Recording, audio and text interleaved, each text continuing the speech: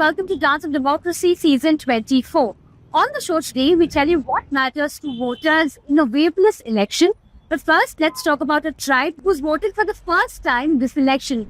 EC officials have traveled through jungles and snow-capped mountains, waded through rivers, carried EVMs on horsebacks to set up polling stations in India's remotest corners. During the first phase of voting on April 19, for the very first time, 7 members of the Shompen tribe, a particularly vulnerable tribal group of the Great Nicobar Islands, cast their vote at a polling station built inside forest staff quarters. The polling station was christened as the Shompen Hut.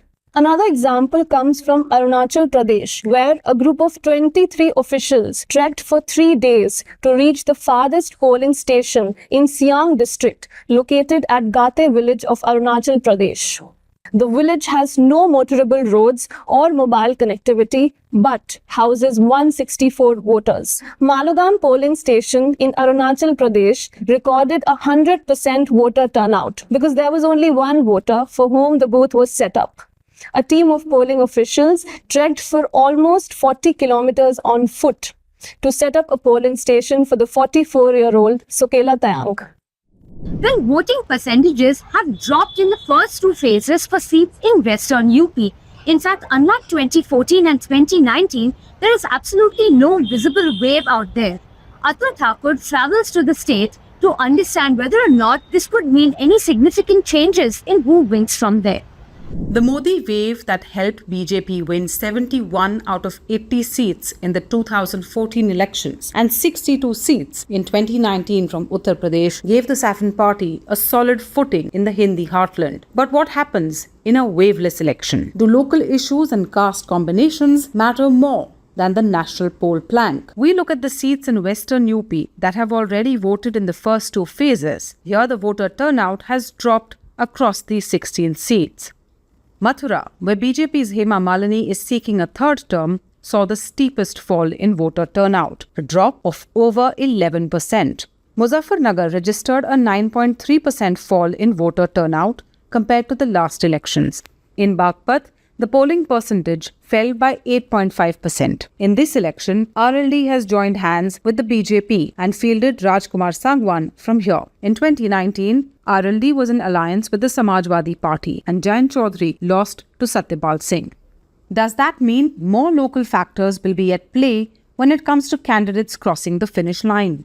Agra seat SP से नगेश जीत रहा है। हमारे वो पुराने प्रत्याशी है, यहाँ से 5-4 बार प्राय भी है। जब से चुनाव लड़े फर्स्ट में यहाँ से हमारे यहाँ से लड़े, यहाँ से जीत रहे। मोदी सरकार की कम है, फोर्स लोग सपोर्ट सपा को और बसपा को कर रहे हैं क्योंकि मोदी जी की कुछ बेरोजगारी से लोग बहुत परेशान हैं, इसलिए लोग बाग बहन जी को और अखिलेश को याद कर रहे हैं। बीजेपी को है भाई, उससे पहले तो मोदी साहब थे ही नहीं ना, बड़ा कुछ पढ़े लिखे लोगों की पार्टी है। बीएसपी तो आती है दूसरे नंबर पे, बीजेपी आती है पहले नंबर और सपा आती है तीसरे पे, कांग्रेस का तो है ही नहीं। तो राहुल गांधी जी से देख रहे हैं कि उनका आवा इस पर निकलेगा महागठबंधन से, देखिए हम लोग उसी के सपोर्ट करते हैं। अगली पीढ़ी में धोखा हो रहा है। 4 साल की नौकरी करने के बाद वहाँ से आने के बाद क्या करेगा? कोई भी जवान सही है, मैं भी सही, चाहे मेरे बच्चे भी सही, इनको परमानेंट किया जाए। पर अब बच्चों में वो चुस नहीं रही है जो पहले हम लोगों में थे। बच्चे कौन लगाते हैं, मेहनत करते हैं, पसीना ढोलते हैं, उसके बावजूद उनको कोई मनोबत तो हो गया। हम अपनी तरफ से बीएसपी को सपोर्ट करते हैं पहले से और आगे भी, और आगे भी जब तक रहेंगे आप उन्हें सपोर्ट करें।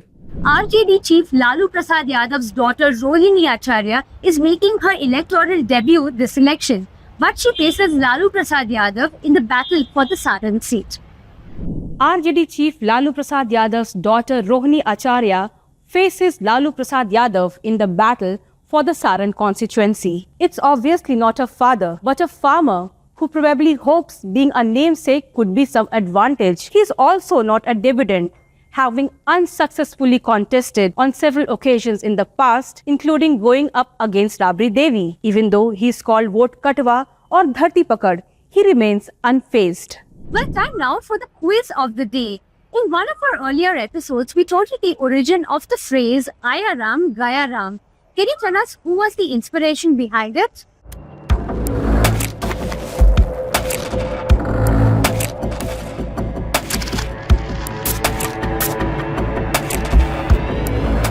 The election story of India is incomplete without the Times of India. Every morning, our 51 editions of the paper provide you with the most extensive coverage of these elections. they also discover in India that's unseen, unknown.